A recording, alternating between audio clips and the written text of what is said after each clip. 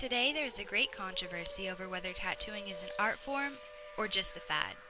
Tattooing actually dates back thousands of years and can be traced through cultures from all over the world.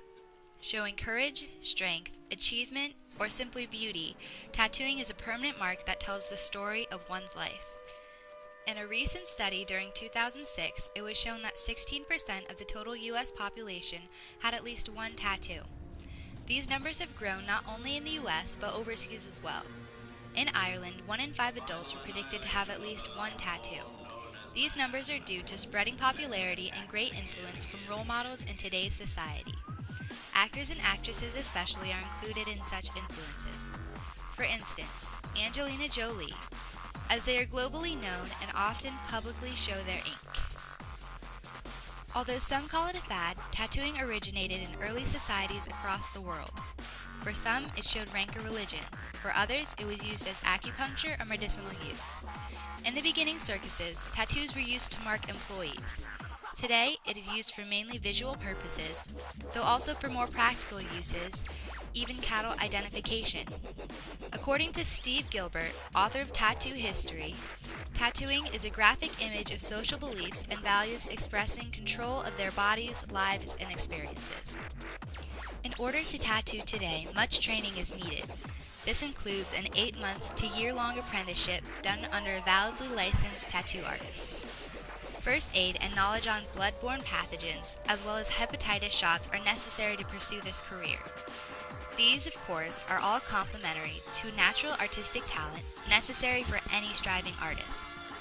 While practicing and professionally tattooing, it is necessary to have a workspace that you are comfortable in and that your client is comfortable in also.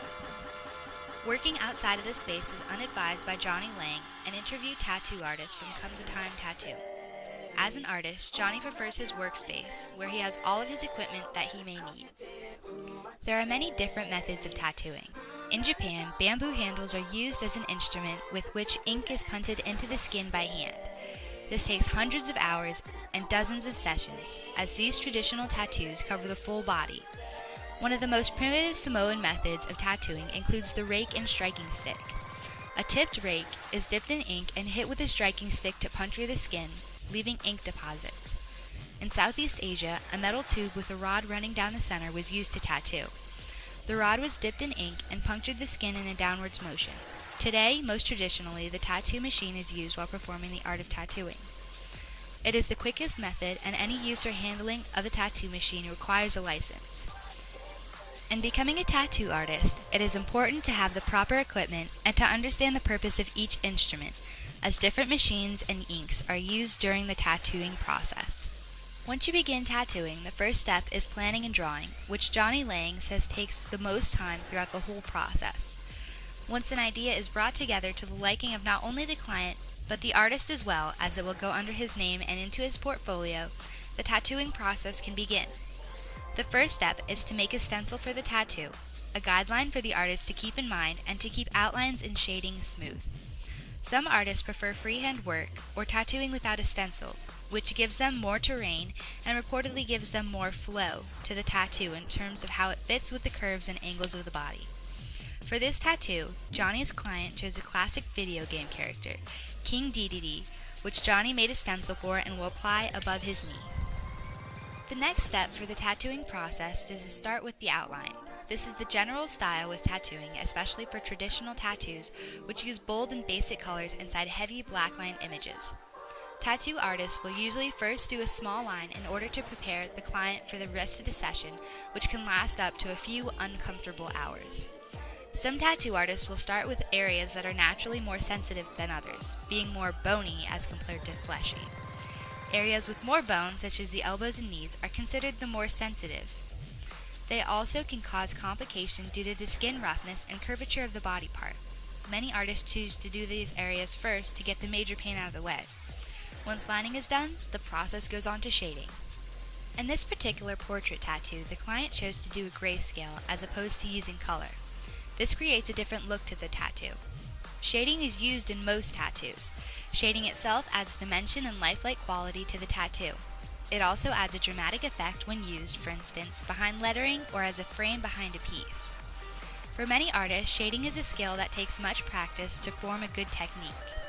Some artists choose first to practice on fake skin, or even oranges, as they simulate the texture of real skin.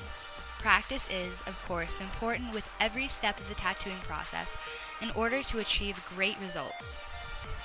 If proper training to become a tattoo artist is obtained, and if, in the instance of getting a tattoo, a professional and well-trained tattoo artist is found, the results can be a beautiful work of art.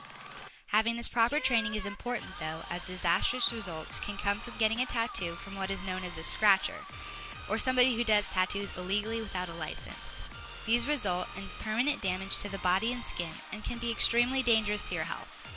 When getting a tattoo, Johnny Lange reminds you to get something you won't regret, as whatever you get will indeed be there for the rest of your life. By taking precautions in the tattooing career field, or simply in getting a tattoo, you'll be able to get that awesome tattoo you've always dreamed about. Johnny Lange, the artist who generously contributed his time to this project, has been practicing the art of tattooing for several years now. As a young and talented artist, he takes after his father, who runs the store in which they both work at, Comes a Time Tattoo. They are part of a fantastic and friendly work crew who offer beautiful and professionally done tattoos and piercings. They can be found at 3852 Old Lee Highway in Fairfax, Virginia. They can also be reached at the phone number 703-383-9666. Tattooing is a form of art that has currently spread globally. It is an art form that takes years to master and lots of patience and hard work. When getting a tattoo, it is important to find a professional artist to do your piece, as it will be permanent. Tattoos are a wonderful way to tell a story or simply to express yourself.